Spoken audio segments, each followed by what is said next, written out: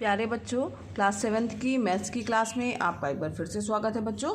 और हम पढ़ रहे थे चैप्टर नंबर 6 रेखीय समीकरण। अभ्यास 6A जो है हम लोगों ने कंप्लीट कर लिया था। आज हमें स्टार्ट करना है अभ्यास 6B। अभ्यास 6B बच्चों स्टार्ट करने से पहले हम एक जो हमारा समीकरण है उसको हल करने की जो है वो एक नई विधि सीखेंगे। उसको बोलते हैं वज्र गुणनखंड विधि। वज्र गुणन विधि में बच्चों क्या करना है, जो ये वज्र गुणन, जैसे मान लीजिए हमारे पास जो समीकरण है वो है ax प्लस बी अपॉन सी एक्स प्लस डी, जहाँ पर दिया हुआ है k, और साथ ही बच्चों सी एक्स प्लस जो d है वो नॉट इक्वल टू 0, यानी नीचे का मान जो है वो 0 नहीं होना चाहिए। ठीक है, अब इनको हल करना है किससे, वज्र गुणन विधि के द्वारा। तो इसमें क्या करेंगे, हम सबसे पहले जो दिया हुआ ये है इसको k बटे 1 मान लेंगे। इसके बाद जो है वो ऐसा निशान लगाएंगे। ठीक, ऐसे निशान का क्या तात्पर्य हुआ, उसका मतलब ये हुआ कि इसका गुणा इससे और इसका गुणा इससे करना है। ठीक है, तो तीर के निशान के अनुसार बाएं पक्ष के अंश का गुणा दाएं पक्ष के हर के साथ, और इसी प्रकार बाएं पक्ष के हर का गुणा जो है वो दाएं पक्ष के अंश के साथ में करना है। तो और उसके बाद बराबर का चिन्ह लग जाएगा। जैसे कि यहाँ पर अगर हम करें तो यहाँ पर 1 का गुणा किससे हो जाएगा, या ax प्लस b, इसका गुणा 1 के साथ में हो जाएगा। और यहाँ पर क्या हो जाएगा, k का गुणा किसके साथ हो जाएगा, सी एक्स प्लस डी के साथ में। समझ में आ रहा है। तो इसके बाद क्या करना है आपको, जो x वाले पद हैं एक तरफ करना है, और जो बिना x वाले पद हैं या अंक हैं वो दूसरी तरफ चले जाएंगे, और उसके बाद फिर x का मान हमें प्राप्त हो जाएगा। तो इस विधि को क्या कहा जाता है, वज्र गुणन विधि कहा जाता है। इसी पर आधारित है अभ्यास 6B के प्रश्न। तो आइए चलते हैं अपने प्रश्नावली या अपने अभ्यास 6B की ओर। अभ्यास 6B का पहला प्रश्न है, किसी परिमेय संख्या का अंश उसके हर से 3 कम है। यदि उसके अंश और हर में 5 जोड़ दें तो नई संख्या का मान जो है वो 3/4 हो जाता है, और हमें संख्या ज्ञात करनी है। तो प्रश्न को बच्चों 2 या 3 बार कम से कम आप पढ़िए, समझिए कि क्या कह रहा है। उसी पर जब आप प्रश्न को के अनुसार हल करेंगे जो है तो वो आपको तभी समीकरण बन जाएगा और आप उसको हल कर पाएंगे। तो सबसे पहले यहाँ पर जो है हम मान लेंगे कि वह संख्या जो है, संख्या का हर सबसे पहले मानेंगे यक्स है, क्योंकि अंश जो है उसके हर से 3 कम है, यानी हमें मानना क्या पड़ेगा, हर मानना पड़ेगा। तो हर हम क्या मान लेंगे, यक्स। तो अंश का मान जो है हर से 3 कम, यानी क्या हो जाएगा, यक्स माइनस 3 हो जाएगा। आइए देखते हैं इसे कैसे हल करेंगे। तो सबसे पहले क्या मानेंगे कि माना संख्या का हर, माना संख्या का हर क्या है, x है। ठीक है, तब प्रश्नानुसार क्या हो जाएगा, प्रश्नानुसार अंश जो है वो क्या हो जाएगा, x माइनस 3, क्योंकि वो हर से 3 कम है। अब इसके बाद ध्यान दीजिए, प्रश्न ये कह रहा है उसके अंश, अब तब हमारी संख्या क्या हो जाएगी, संख्या हो जाएगी अंश बटे हर होती है, x माइनस 3 बटे हर क्या हो जाएगा, x। अब ये प्रश्न कह रहा है कि यदि उसके अंश में, ये हमारी संख्या हो गई। ठीक है, तो ये हमारी संख्या हो गई या भिन्न हो गई, जो समझ लीजिए जो भी। अब प्रश्नानुसार, फिर प्रश्नानुसार हो जाएगा क्या, प्रश्नानुसार हमारा क्या प्रश्न कह रहा है, प्रश्न ये कह रहा है बच्चों कि यदि उसके अंश और हर में 5 जोड़ दें तो नई संख्या का मान 3/4 हो जाता है। अब हमारी संख्या तो ये हो गई यक्स माइनस 3 बटे यक्स। अब इसमें कह रहा है कि अंश और हर में 5 जोड़ दें। ठीक है, तो हमने 5 जोड़ दिया। ठीक, तो अब 5 जोड़ दिया तो संख्या क्या हो जाती है, नई संख्या जो है 3/4 हो जाती है। तो ये हमारे पास में एक समीकरण प्राप्त हो गया। अब इसको हल करने के लिए हमें पता है कि किस तरीके से हल करना है। सबसे पहले अंक ये हल हो जाएगा, इसके आगे भी यक्स, 5 में से 3 गया कितना आ जाएगा, 2 आ जाएगा। तो यहाँ पर यक्स प्लस 2 आ जाएगा, यहाँ पर यक्स प्लस 5 इक्वल टू 3/4। अब इसको आप आगे हल करिए वज्र गुणनखंड विधि से। ठीक है, तो x प्लस 2 का मल्टीप्लाई किसके साथ होगा, 4 के साथ होगा। 3 का मल्टीप्लाई x प्लस 5 के साथ हो जाएगा। आगे हल करिए, बहुत ही आसान है। 4 का गुणा x से होगा, x का गुणा 4 से होगा, कितना आ जाएगा, 4x प्लस 4 दूनी 8, 3x प्लस 5 यहीं 15। ठीक, अब x वाले पदों को एक तरफ लेके आना है और जो अंक वाले पद हैं दूसरी तरफ लेके आइए।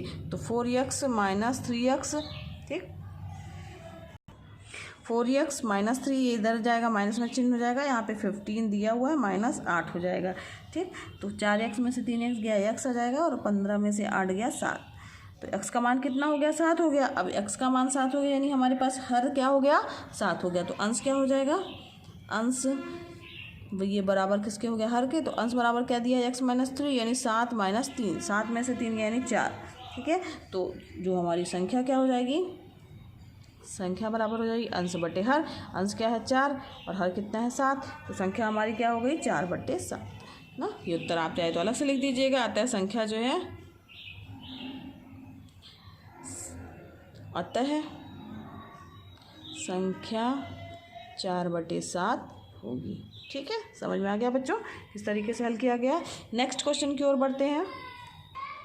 दूसरा प्रश्न है बच्चों, वज्र गुणन विधि से हल कीजिए। यहाँ पर दिया हुआ है आपको, और अभी जस्ट हम लोगों ने चर्चा कर ली कि वज्र गुणन विधि से किस तरीके से हल करना है। आपको क्रॉस का निशान लगाना है, इसके ऊपर के साथ में इसके नीचे का गुणा करना है, और इस अंश के साथ में नीचे वाले का हर का गुणा करना है, और उसके बाद एक्स वाले पदों को एक तरफ ले जाना है और अंक वाले पदों को दूसरी तरफ ले जाना है, इससे एक्स का मान प्राप्त हो जाएगा। आइए देखते हैं पहला प्रश्न, इसका पहला पार्ट कैसे हल करेंगे। हल करने का तरीका जैसा बताया गया वैसे ही आपको हल करना है। यहाँ लिख दीजिए वज्र गुणन विधि से। अब वज्र गुणन विधि से क्या हो जाएगा, 11x + 7 अपान 22x + 13 = 6/7। इसका क्रॉस मल्टीप्लाई टाइप का होगा। ठीक है, तो यहाँ पर क्या हो जाएगा 11x + 7 × 7 = क्या हो जाएगा 6 × 22x + 13। ठीक है, समझ में आ रहा बच्चों। तो अब यहाँ पर इसका मल्टीप्लाई कर दीजिए। 11 का 7 से होगा 77x हो जाएगा, 7 × 7 = 49 हो जाएगा, और 6 का गुणा 22 से होगा, 6 दूनी 12 की 2 हाथ की आएंगे 1, 6 12 1 13 132x + 13 छक्का 13 78। ठीक, तो ये आ गया। यक्स वाले पदों को एक तरफ ले जाना है, अंक वाले पदों को दूसरी तरफ लेके जाना है। तो यहाँ पर हम चूँकि यहाँ ये वाला संख्या बड़ा तो हम 132 यक्स वाला में इस तरफ घटाएंगे तो ये 77x हो गया। ठीक है, अब यहाँ पे 49 है, ये हम इसको इस तरफ लेके गए हैं तो ये कितना आ जाएगा 49 - 78 हो जाएगा। ठीक, यहाँ पर कितना आ जाएगा, घटाने पे आ जाएगा 55x, और 49 में से 78, चूँकि 78 बड़ा तो 78 में से 49 गया कितना आएगा 29 आएगा, और चिन्ह क्या लग जाएगा माइनस का लग जाएगा, क्योंकि संख्या जो है ऋणात्मक वाली बड़ी हुई है। तो यक्स का मान कितना आ जाएगा -29/55। तो अब ये बच्चों कटता किसी से भी कटेगा नहीं, तो यही हमारा आंसर होगा, यक्स का मान हो गया। ठीक है, अब बच्चों इसका सेकंड पार्ट और थर्ड पार्ट जो है वो आपका होमवर्क है, दोनों एकदम एक जैसे ही करने हैं। समझ में आ गया होगा प्रश्नों को किस तरीके से हल करना है, तो ये दोनों आपके होमवर्क है, आप इसे कंप्लीट कीजिएगा। आगे बढ़ते हैं प्रश्न नंबर 3 की ओर। तीसरा प्रश्न है, एक भिन्न का हर उसके अंश से 3 अधिक है। यदि अंश और हर दोनों में 5 जोड़ दिया जाता है तो उसका मान 4/5 हो जाता है। भिन्न ज्ञात कीजिए। तो इस प्रश्न में बच्चों एक भिन्न का अंश का हर जो है उसके अंश से 3 अधिक है, यानी हर जो है उसके अंश से अधिक है, इसका मतलब जो है हर उसके अंश से 3 अधिक है। तो हर हमें नहीं लेके चलना है, यहाँ पर जो है इसमें क्या लेके चलेंगे, अंश। अंश से 3 अधिक है, यानी हम अंश लेके चलेंगे कि मान लिया अंश क्या होगा इसका यक्स होगा, तो हर क्या हो जाएगा अंश से 3 अधिक यानी x + 3 क्या हो जाएगा उसका हर हो जाएगा। ठीक है, आइए देखते हैं इसे कैसे हल करेंगे। तो सबसे पहले क्या मानेंगे हम कि भिन्न का हर उसके अंश जो है माना संख्या का अंश यक्स है। ठीक है, तो प्रश्नानुसार हर क्या हो जाएगा, हर बराबर हो जाएगा अंश से 3 अधिक है यानी x + 3 हो जाएगा, 3 अधिक है यानी x + 3 हो गया हर। ठीक है, तो अब हमारी संख्या क्या हो जाएगी, संख्या बराबर हो जाएगी अंश बटे हर, अंश का मान x, हर का मान x + 3 हो जाएगा। ठीक, अब प्रश्न फिर प्रश्नानुसार होगा। क्या प्रश्नानुसार कह रहा है, इसके आगे हमारा प्रश्न कह रहा है कि यदि अंश और हर दोनों में 5 जोड़ दिया जाता है, यानी हमारी जो संख्या है x/x + 3, इसमें 5 जोड़ दिए, ऊपर भी 5 जोड़ दिया हमने और नीचे भी क्या कर दिया 5 जोड़ दिया। ठीक है, तो 3 अधिक है तो x + 3 था ये, है ना, तो x + 3 + 5, 5 जो है दोनों में जोड़ दिया गया है, तो उसका मान कितना हो जाता है 4/5 हो जाता है। ठीक है, तो ये हो गया हमारा प्रश्न के अनुसार जो है। प्रश्न आपको समझ में नहीं आया तो 2 बार 3 बार पढ़ेंगे समझ में आ जाएगा।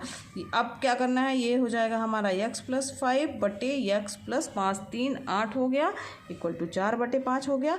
अब यहाँ पर आपको क्या अप्लाई कर देना है बच्चों, वज्र गुणन विधि कर देना है। वज्र गुणन विधि में जो है क्या हो जाएगा, क्रॉस मल्टीप्लाई हो जाएगा। x प्लस 5 का गुणा एक किससे हो जाएगा, 5 से हो जाएगा, और इसका गुणा 4 से हो जाएगा, 4 इंटू एक्स प्लस 8।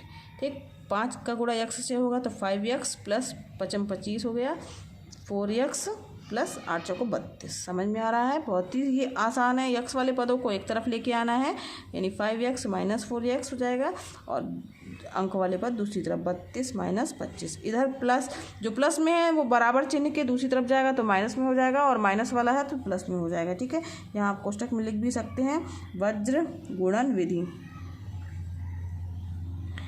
से।